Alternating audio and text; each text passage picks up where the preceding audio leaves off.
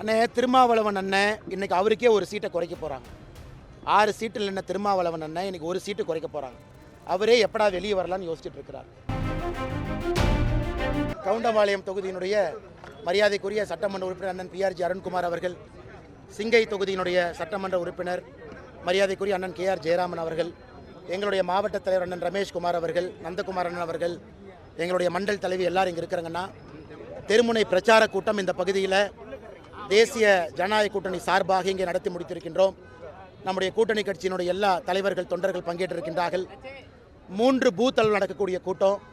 தமிழகத்தில் இன்றைக்கி பாரதிய ஜனதா கட்சி 10,300க்கும் மேற்பட்ட இடத்துல தெருமுனை பிரச்சார கூட்டத்தை கடந்த 17ஆம் தேதியிலிருந்து நடத்தி கொண்டிருக்கின்றோம். 20,000 இடத்தை தொட வேண்டும் என்கின்ற இலக்கோடு. காரணம், இது தேசிய ஜனநாயக கூட்டணி வெற்றி பெறுவதற்கு மரியாதைக்குரிய எதிர்க்கட்சித் தலைவர் அண்ணன் எடப்பாடி பழனிசாமி அவர்கள் முதலமைச்சராக வரும்பொழுது கீழே நம்முடைய கூட்டணி கட்சியினுடைய தொண்டர்களிடம் ஒரு பிணைப்பு இருக்க வேண்டும், இணக்கம் இருக்க வேண்டும் என்பதற்காக, அதே நேரத்தில் பொதுமக்கள்கிட்ட நேரடியாக திராவிட முன்னேற்றக் கழகம் தலைமையிலான அரசினுடைய குறைகளை சொல்வதற்கு ஒரு வாய்ப்பாக இதை பயன்படுத்திக் கொள்கின்றோம். இன்றைக்கி தமிழகத்தை பொறுத்தவரை அரசியல் வரலாற்றில், பொது வாழ்க்கை வரலாற்றில் ஒரு துக்க நாள் என்று தான் சொல்ல வேண்டும். மரியாதைக்குரிய கம்யூனிஸ்ட் பேரியக்கத்தினுடைய தலைவர் ஐயா நல்லக்கண் அவர்கள் இன்றைக்கி நம்மளோடு இல்லை. உடல்நிலை சரியில்லாத காரணத்தினால கடந்த சில மாதங்களாகவே கடுமையாக போராடி கொண்டிருந்தார். நாம் எல்லோரும் கூட ஆண்டவனை வேண்டிக்கிட்டே இருந்தோம். வயது மூப்பு 101 ஆக இருந்தாலும் கூட எல்லாவற்றையும் தாண்டி நம்மளோடு இருப்பார் என்கின்ற பெரும் நம்பிக்கையோடு இருந்தோம். இன்றைக்கி அது நடக்கலை.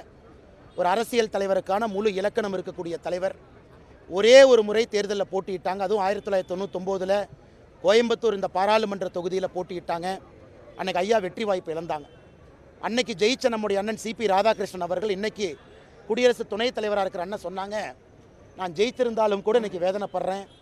இப்படிப்பட்ட ஒரு அற்புதமான மனிதன், ஒரு மகான், மக்களுடைய அன்பையெல்லாம் பெற்றிருக்கக்கூடிய ஒரு மனிதன் இன்றைக்கி தேர்தலில் தோத்துட்டாங்க அப்படின்னு நினச்சும் பொழுது என்னுடைய வெற்றியை என்னால் கொண்டாட முடியவில்லை என்று அன்னைக்கு நம்முடைய அண்ணன் CP ராதாகிருஷ்ணன் அவங்க சொன்னாங்க. அது ஒரு புகழாரமாக சொன்னாங்க. அப்படிப்பட்ட ஒரு தலைவர் MLAவாக இருந்ததில்லை, MP-யாக இருந்ததில்லை. சுதந்திரத்திற்கு முன்பு போராட்ட காலத்தில் இருந்தாங்க.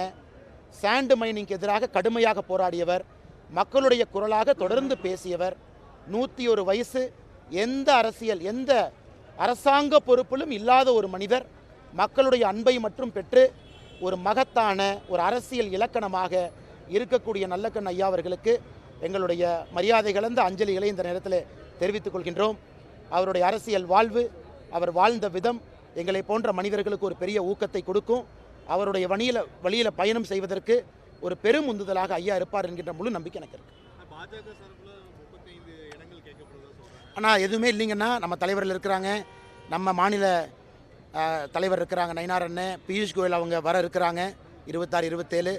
இது அவங்களுடைய இலாக்கா, அவங்க பேசிக்குவாங்க. இன்றைக்கி நான் எனக்கு கொடுத்துருக்கக்கூடிய பணியை நான் செய்து கொண்டிருக்கின்றேன். அதெல்லாம் அந்த தலைவர்கள் அவங்க முடிவெடுத்து சரியான நேரத்தில் அறிவிப்பாங்க. எங்களுதில் எந்த குழப்பமும் கிடையாது. காங்கிரஸ் போல் வர்றாங்க போகிறாங்க. டெல்லிக்கு போனதுக்கப்புறம் காங்கிரஸினுடைய பொதுச்செயலாளர் பேட்டி கொடுக்குறாங்க, எங்களுக்கு அதிகாரத்தில் பங்கு வேணும், தமிழகத்தில் வேண்டாங்கிறாங்க. அந்த ட்ராமாலாம் எதுவுமே கிடையாதுங்கன்னா, எங்களை பொறுத்தவரை நேர்கோட்டில் பயணம் செய்கின்றோம்.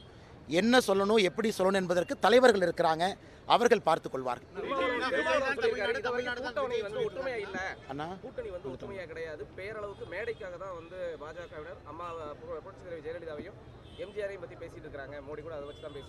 அப்படின்னு யார் சொன்னாங்கன்னா, அண்ணே திருமாவளவன் அண்ணன் இன்னைக்கு அவருக்கே ஒரு சீட்டை குறைக்க போகிறாங்க. 6 சீட்டில் நின்ன திருமாவளவன் அண்ணன் இன்னைக்கு ஒரு சீட்டு குறைக்க போகிறாங்க. அவரே எப்படா வெளியே வரலான்னு யோசிச்சுட்டு இருக்கிறார். இன்றைக்கி திருமாவளவன் அண்ணன் அந்த கூட்டணியில் சந்தோஷமாக இருக்கிறாரா? நீங்கள் அவர்கிட்ட கேளுங்க. ஏன் திமுக சொல்கிறாங்க எல்லோருக்கும் ஒரு சீட்டு குறைக்க போகிறோம், ஏன்னா தேமுதிகவுக்கு நம்ம சீட்டு கொடுக்கணும். அப்படி இருக்கும் பொழுது திருமாவளவன் அண்ணன் சந்தோஷமாக இருக்கிறார் எனக்கு தெரியாது. அவர் மனசில் சந்தோஷமாக இல்லை என்பதற்காக தேசிய ஜனநாயக கூட்டணியில் யாரும் சந்தோஷமாக இல்லை என்று சொல்வது சந்தர்ப்பவாதத்தை மட்டும்தான் காட்டுதுங்கண்ணா. தவிர்க்க முடியாத தம்ப்நெயில்ஸ், கலக்கலான கண்டென்ட்ஸ், சினிமாவும் சீரியஸ் பிரச்சனைகளும், பல வருடங்கள் இடைவெளிக்கு பிறகு இந்த படத்துல ஒரு கலகலப்பும் கைகலப்பும். Me too love you. Thank you so much. அவருக்கு மாஸ் ஏத்துறது போயிட்டே தான் இருக்காரே தவிர பிரேக்கே இல்லாமல் பிரேக்கிங் நியூஸ் சொல்லும் தந்தி டிவி ஆப். இன்ஸ்டா தலைமுறை வரை இறங்கி அடிக்கும் தந்தி டிவியின் டிஜிட்டல் எக்ஸ்க்ளூசிவ். அது தண்ணிக்குள்ள போகும்போது ஹேங் ஆயிடுச்சு. ஸோ உங்களுக்கு விஜய் சார் எந்த அளவுக்கு ரொம்ப பிடிக்கும்? Of course, Malayalis are huge Vijay sir fans. ரெண்டு பேருமே ரொம்ப பிடிக்கும் எனக்கு. தந்தி டிவி ஆப்பை இலவசமா டவுன்லோட் செய்யுங்க. ஃபாலோ பண்ணுங்க, சப்ஸ்கிரைப் பண்ணுங்க, என்ஜாய் பண்ணுங்க.